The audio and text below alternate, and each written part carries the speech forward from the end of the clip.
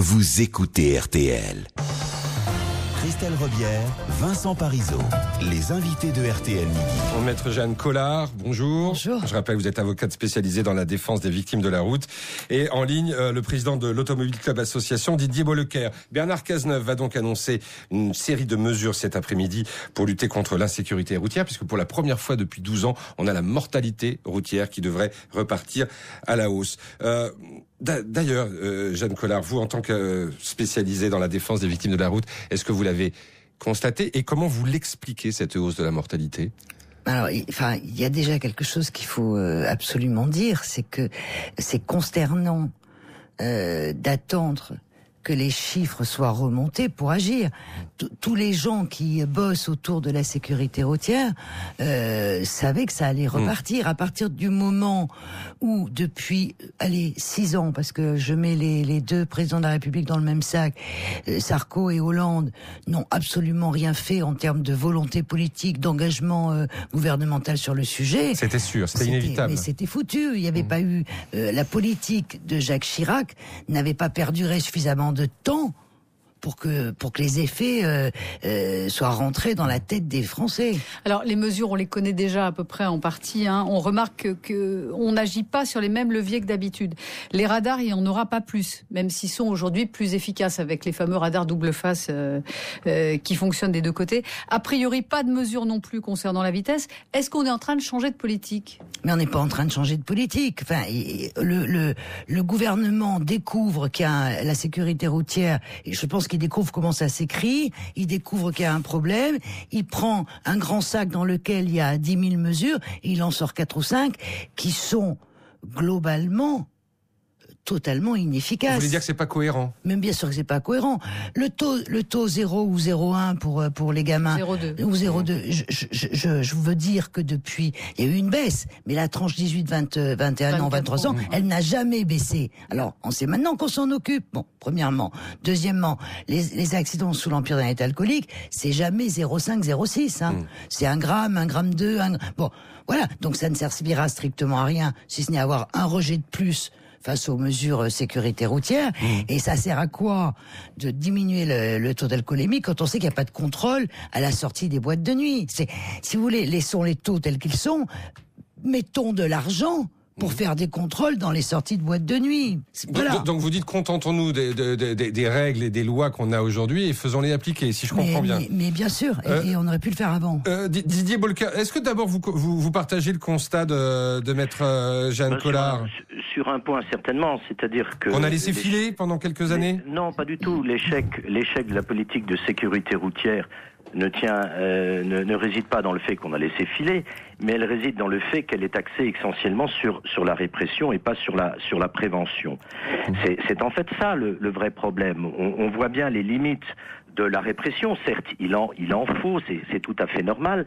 Mais en France, il n'y a aucune formation post-permis des jeunes conducteurs qui pourtant a donné à l'étranger des résultats absolument sidérants. Je vous signale en Autriche 30% de la diminution de l'accidentologie des jeunes conducteurs après formation post-permis.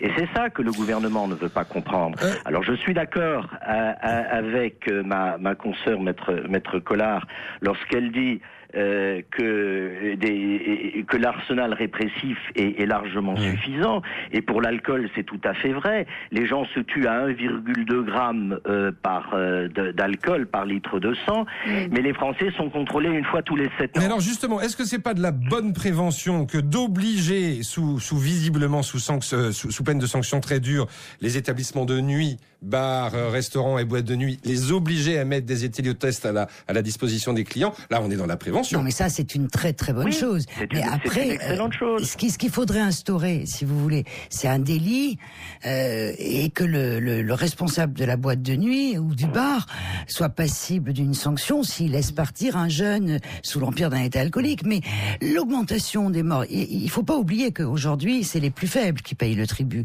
C'est les piétons, c'est les cyclistes. Alors on prend des mesures. Il y a des mesures pour les piétons. Par exemple, interdiction de se garer devant un passage protégé. C'est bien ça, non ? Non, mais c'est très bien. Mais le problème n'est pas là. Et nos enfants ne savent pas traverser. qu'est-ce qu'on attend pour expliquer à l'école? Alors, on veut expliquer la citoyenneté, mais bien sûr, parce que il faut être citoyen. Mais qu'est-ce qu'on attend pour expliquer à l'école, à nos enfants, que si le ballon s'en va, on court pas après parce que la voiture arrive, qu'on attend que toutes les voitures soient arrêtées au feu rouge parce que les gens brûlent les feux rouges. Voilà. C'est aussi efficace que... Il n'en reste pas moins c'est aussi efficace effectivement. Il n'en reste pas moins quand même qu'un quart des piétons tués en Europe le sont sur des passages cloutés, enfin des passages pour piétons. Et les Automobil Club avaient mené en 2007 et 2009 une étude dans 31 villes d'Europe. On voit d'ailleurs que les meilleurs passages piétons, c'est en Grande-Bretagne, parce qu'évidemment, la visibilité qu'on peut avoir sur un passage piéton s'il n'y a pas un véhicule qui empiète dessus, permet quand même de voir le ballon qui traverse avant le gosse qui le... Et en Grande-Bretagne, c'est interdit de se garer à côté d'un passage protégé. Et en général, des îlots centrales, le marquage au sol est bien mieux effectué. Nous avions classé à l'époque, dans le communiqué, les passages piétons en différentes catégories. Et vraiment, la France était à la traîne dans ce domaine. Il y a une autre mesure de prévention. Oui, par exemple, la chasse aux obstacles sur les bords des routes. Oui. La suppression d'un arbre ou d'un poteau mal placé, on dit que ça permettrait d'épargner 150 vies par an. On se dit là, tout de suite, mais c'est du bon sens. Pourquoi on l'a pas fait avant ? Mais c'est clair. Vous savez que l'Automobile Club prône la route qui pardonne, qui est un concept qui a été mis en avant par les Automobil Clubs suédois. C'est une évidence. En 2013, 1167 personnes ont trouvé la mort après avoir percuté un obstacle. Vous vous rendez compte ? Enfin, ce qu'il faut quand même ajouter, c'est que si elles l'ont percuté, c'est qu'elles avaient une conduite qui n'était pas adaptée à l'infrastructure. Alors, certes, il faut enlever les arbres, mais bien sûr, mais il est peut-être aujourd'hui essentiel qu'on adapte les vitesses aux infrastructures, qu'on arrête de limiter de manière générale la vitesse, parce qu'il y a des routes où on peut rouler à 90, voilà, et qu'on adapte. Alors, enlevons les arbres, mais celui qui prend l'arbre, c'est quand même qu'il y a eu un problème de conduite. Sinon, il va pas prendre l'arbre. Donc, c'est une manière curieuse de voir le problème. C'est-à-dire, continuez à faire vos conneries sur la route, nous on vous enlève les arbres. C'est pas sérieux. Alors il y a d'autres mesures dont il est question. On ne sait pas si elles seront validées. De toute façon, on va le découvrir tout à l'heure avec Bernard Cazeneuve. On évoque la possibilité, en tout cas il y a une réflexion autour de l'interdiction du téléphone et du kit main libre. Ça c'est très bien. Voilà, c'est très dangereux de téléphoner parce qu'on n'est pas concentré.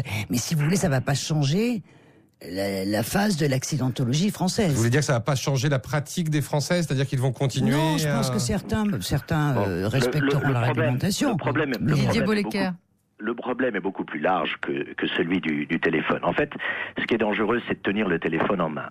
Mais là, on parle de l'interdiction du kit main libre. Oui, je sais bien, mais les études montrent que c'est tenir le téléphone et de manipuler qui présente le danger. Ceci étant, par exemple, l'interdiction des SMS devrait être absolue. Le fait d'envoyer un SMS en voiture multiplie par 23 le risque d'avoir un accident. Oui. Mais de façon beaucoup plus large, ça pose le problème de toute la question des distracteurs dans la voiture et le problème de la voiture connectée. Le problème, c'est pas que le téléphone. Vous avez le GPS, vous avez des tas de choses en ce moment. Les MP3 qu'on branche dans la voiture, et je crois qu'il faudrait mener à la fois une réflexion sociologique et une réflexion scientifique sur tous ces distracteurs, et ne pas simplement, comme le disait Maître Collard tout à l'heure, puiser dans un sac avec des mesures, parce qu'un chiffre a un peu varié d'une année sur l'autre, alors que 2014 a quand même été la deuxième moins mauvaise année au niveau de l'accidentologie depuis 45 ans. Donc, si vous voulez, il faut raison garder et avoir un vrai plan de sécurité routière, ce qui manifestement manque à tous les gouvernements, quelle que soit leur orientation politique depuis 50 ans. Vous direz qu'il faut raison garder à toutes les familles de victimes des nombres de morts supplémentaires pour l'année 2014. Maître Collard, est-ce qu'il faudrait aller jusqu'à créer une police de la route ? Ah mais vous savez, il y a 15 ou 20 ans, je pense pas que mon confrère à l'époque était à l'Automobile Club, il y a eu le livre blanc de la sécurité routière a préconisé la police de la route. Tout le monde est à peu près d'accord. Appelons-la comme vous voulez, peu importe. Vous savez, les forces de l'ordre sont très mobilisées. Les forces de l'ordre. Mais créons-la, cette police. Créons-la. Un instant, Didier Bollecker. Laissez finir, Maître Collard, et vous aurez le mot de la fin, promis. Créons-la, cette police de la sécurité routière, en ayant des policiers mobilisés et particulièrement intéressés par le sujet. Et je peux vous dire qu'il y en a. Ils se sentent très concernés par ça.